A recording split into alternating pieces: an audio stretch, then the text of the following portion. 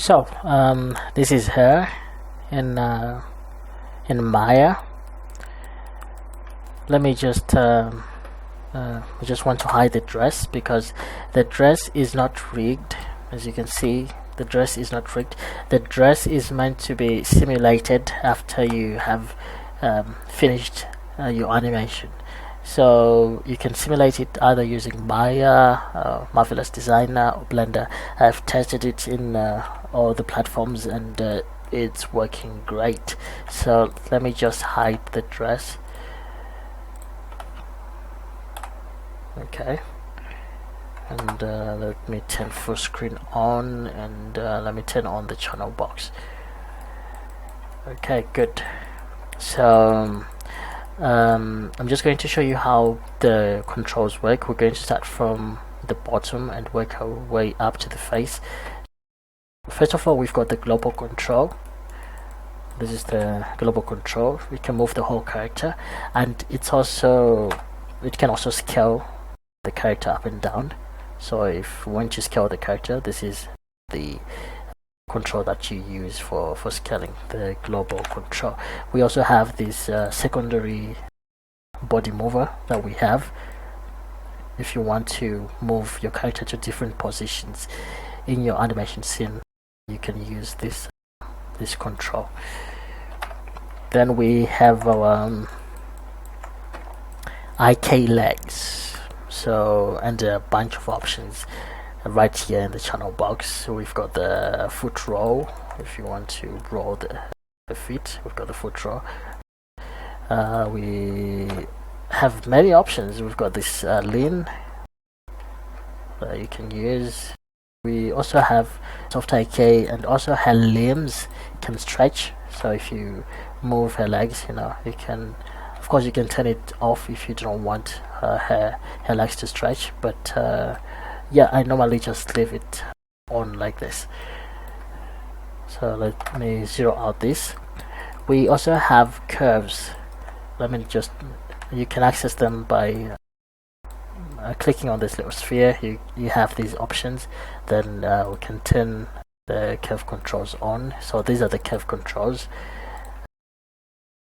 This one is for the shin.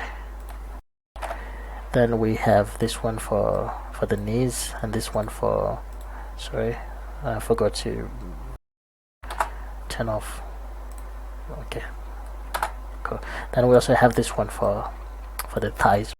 So let me just zero these out, just to make sure that everything is zeroed out to its default state. Right, this one is zeroed out. Also, we have by default the knee follows it points wherever the toes are pointing. So if you rotate your legs, your IK legs like this, see the knee, it just points to wherever the toes are pointing. But sometimes you want to have control over where your knee is pointing, so you can turn on the knee visibility right here. Turn it on, and then you can manually control where the knee is looking at at any given point in time. Let's zero this out and put this back to the default. Let's turn this off. Right, so of course we also have FK legs. This is the FK leg. Let me turn off the knee visibility. So these are the FK legs. So sometimes maybe a character is hanging on a bar, or maybe she's flying. You would most probably want to use FK legs. So let me just zero this out. Then working our way up, we have the hips. This is the hips. Let me turn off the FK legs, back to IK. Okay, that's good. Let me zero out the hips. Then we have the body mover right here. This is the body mover.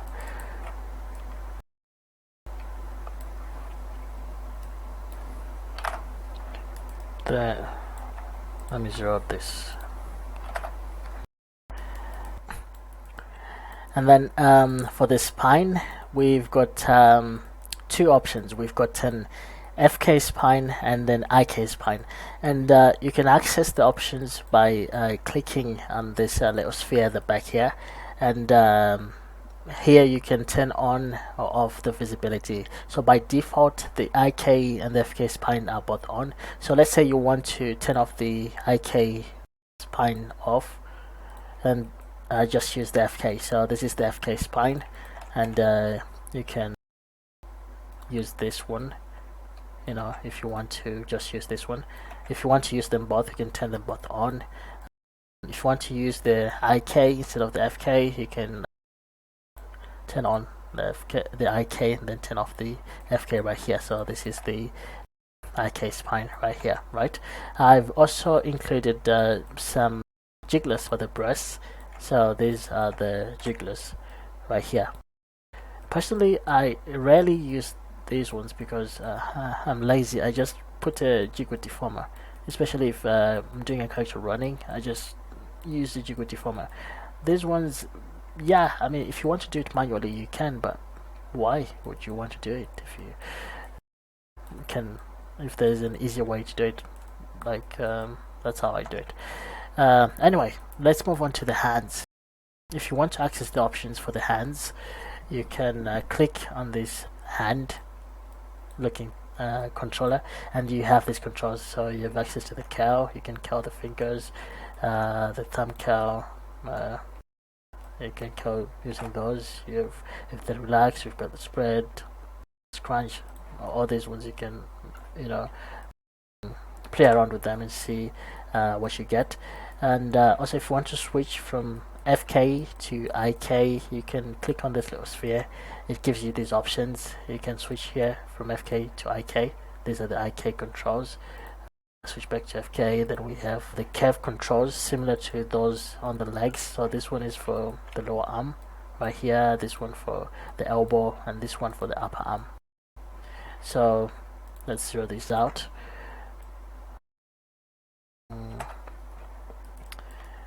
Next, the shoulders, the neck. These are I mean, there's no need for me to show you this one, like the shoulders, you know how the shoulders work. The neck, I've got the neck right here, the second part of the neck. So these are the neck controls. Let me zero these out. And then we have the face. Let me just turn off this first, this squash and stretch. It's supposed to be off by default, but I was playing around with the rig earlier, so I must have forgotten to turn it off. So yeah, so we have the jaw or the mouth control, which opens the mouth. So this is the main control. This outer nerves, it only opens the mouth through translation, so you can only use translation, you cannot rotate. But then this inner little nerves, it uses both translation and rotation. So if you want to, you know, have jaws open like this, you can do it like you can use either of these controls, this main one or this little one. Then we also have tongue control. You can click on the smiley face and it gives you these options. So we have tongue control on, so we can see the controls for the tongue. If you're doing lip sync, maybe you want her to say these, you know, that word it uses the tongue, so you can use the tongue controls to manipulate and do the pose that you want. So let me just undo that. Undo. Yes, everything is zeroed out. We also have teeth control. You can turn it off and on using this button here. So let's turn on the teeth. Let me just go into wireframe. This is the lower teeth. Let's go back into textured.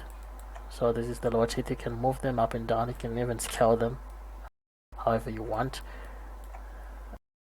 during animation. So that's the teeth control. Let's zero this out.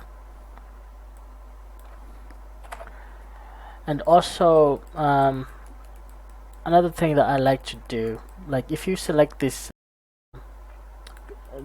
mouth corner control, this one right here, it gives you these options. You know, you've got the zip. Sometimes you want to just zip the corners of the mouth like this.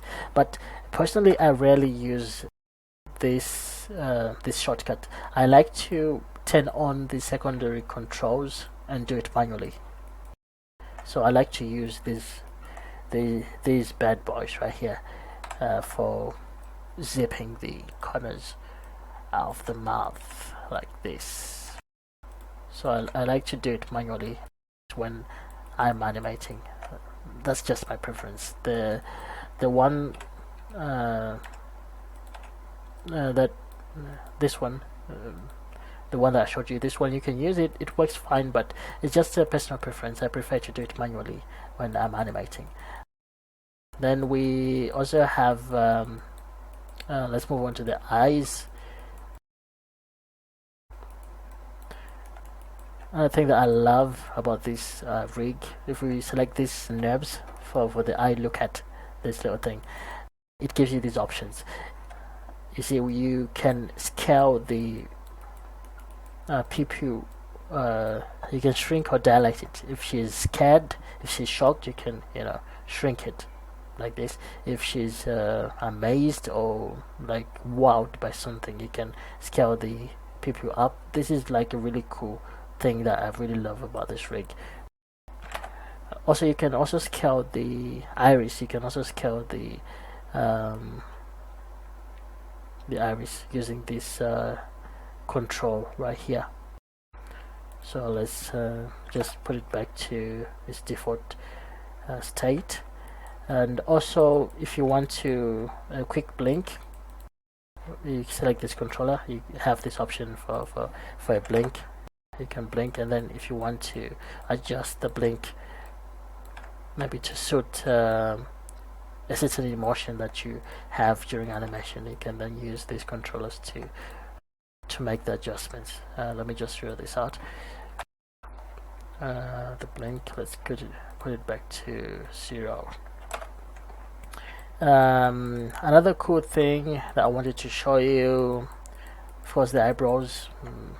Pretty basic stuff, like the eyebrows, these ones, then you can sculpt whatever expression you want on Gamu's face using these controllers.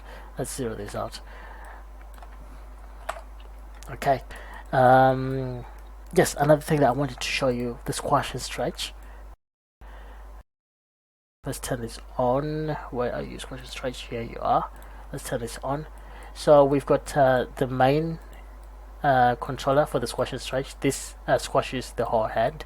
So if you move it, it squashes the whole head. So that's that. Then we've got this one. This one only affects the upper part of the skull, like this. Pretty cool. I really love this squash and stretch. Then we also have the one for the lower part of the mouth. Okay. I think the teeth are poking out of the skin, so you can then use the teeth control is on. That's good. So you can then use the teeth control to sort of bring them back into the mouth, and yeah, you have whatever expression you want to portray. Let me zero this out. Okay.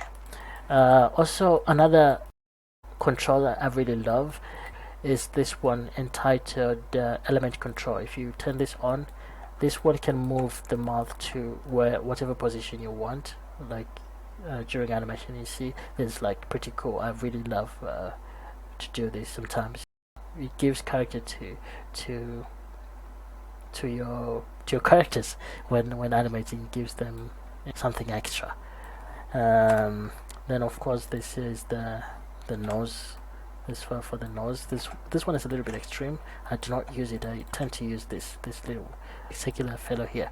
So yeah, I think I've pretty much covered the main things about Gamu. Yeah, I don't think I've omitted anything. So yeah, let's move on to Gamu, the blender version for Gamu, and see what she has to offer. Okay, cool.